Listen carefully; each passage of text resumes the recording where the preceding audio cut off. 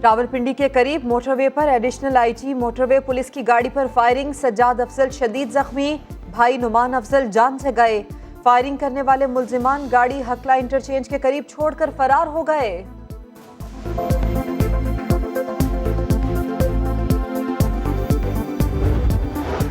शादी के दिन दुल्हा कत्ल, मीरपुर आजाद कश्मीर में साले ने गोलियां मारकर बहनोई की जान ले ली, 2 अफराद जख्मी। काबिल खान पसंद की शादी पर नाखुश था, मुल्जिम की तलाश जारी है।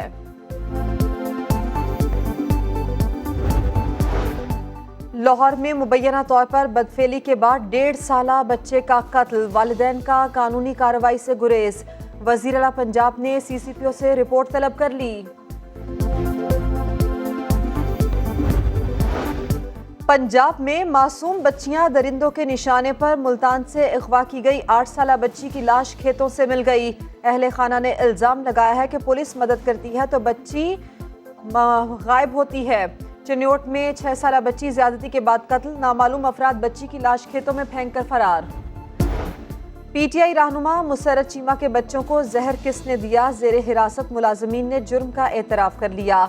बताया कि बावर्ची ने खाने में जहर डाला था। पुलिस के मुताबिक मुल्जिमान ने किसी खातून के कहने पर मुसर्रत चीमा की पूरी फैमिली को मारने की कोशिश की थी। मुलाजमीन को घर का मालिक बनाने का लालच दिया गया था।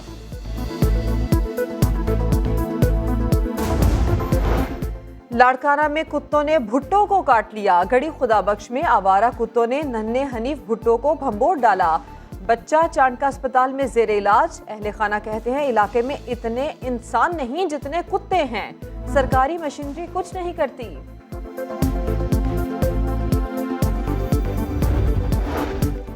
लाहौर में साल की सबसे ज्यादा बारिश, लक्ष्मी चौक पर 161 मिलीमीटर बारिश हुई, सड़कों पर पानी जमा, शहरियों का आना जाना मुश्किल हो गया। काहना में कच्चे मकान की छत गिर गई, 3 कमसिन बहन भाई जाम बहक। रावलपिंडी, इस्लामाबाद और गिरदनवाह में मूसलाधार बारिश, नाला लई बिफर गया। हंगामी सूरत हाल से निपटने के लिए पाक फौज के दस्ते मौजूद।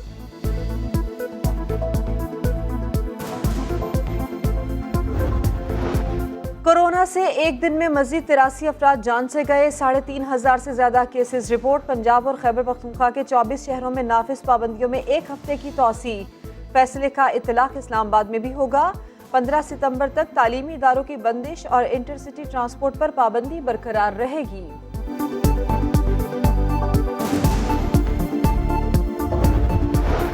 कॉमेडी के लेजेंड उमर शरीफ की तबीयत नहीं संभल सकी। अहलिया जरीन गजल के मुताबिक दिल का दौरा पड़ने के बाद से शरियानों से खून आ रहा है।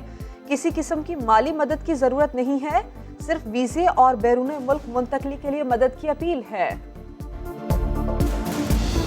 मुझे लगता है कि इलेक्शन कमीशन एक हेडक्वार्टर बन गया है इस वक्त अपोजिशन।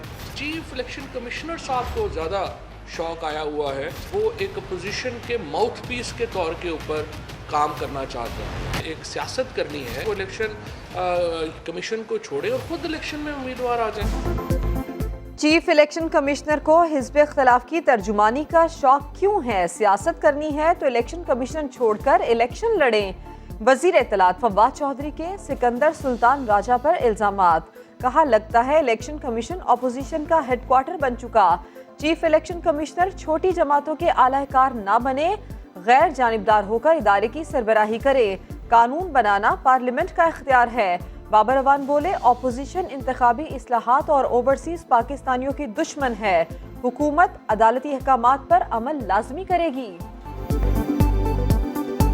हुकूमत सुप्रीम कोर्ट के अहकामात के मुताबिक इस कानून साजी को जल्द अज जल्द मुकम्मल करेगी और इसका रास्ता किसी तरीके से भी नहीं रोका जा सकता। वोट को इज्जत दोस्त से इलेक्ट्रॉनिक मशीन तक, इंतखाबी शफाफियत के पुराने तनाज़े पर नई आग भड़क उठी। सेनेट कमेटी के इजलास में आजम स्वाति के इलेक्शन कमीशन पर इल्जामात, बोले ऐसे इदारे को आग लगा दी जाए। इलेक्शन कमीशन अरकान इजलास से वॉकआउट कर गए। समीना जहरी की ना सुनने पर बात दोबारा बिगड़ी तो हुकूमत अरकान भी इजलास छोड़कर चले गए। कमेटी चेयरमैन ने झट से इंतखाबी इस्लाहात तरमीमी बिल पेश किए, जिन्हें मुस्तरद कर दिया गया। हमने तो सिर्फ मनफी किरदारों पर तनकीद की थी, हुकूमत तो पूरे इदारे को आग लगाने की धमकी दे रही है। आजम स्वाति के बयान पर मरियम नवाज का सख्त रद्द-ए-अमल। शाहिद खाकान अब्बासी बोले, तहरीक इंसाफ को मालूम है कि अवाम उन्हें वोट नहीं देंगे, इसीलिए पहले धांधली का मंसूबा बनाया। अब इलेक्शन कमीशन पर दबाव डाला जा रहा है। ये लोग सुप्रीम कोर्ट पर भी इल्जाम लगा सकते हैं।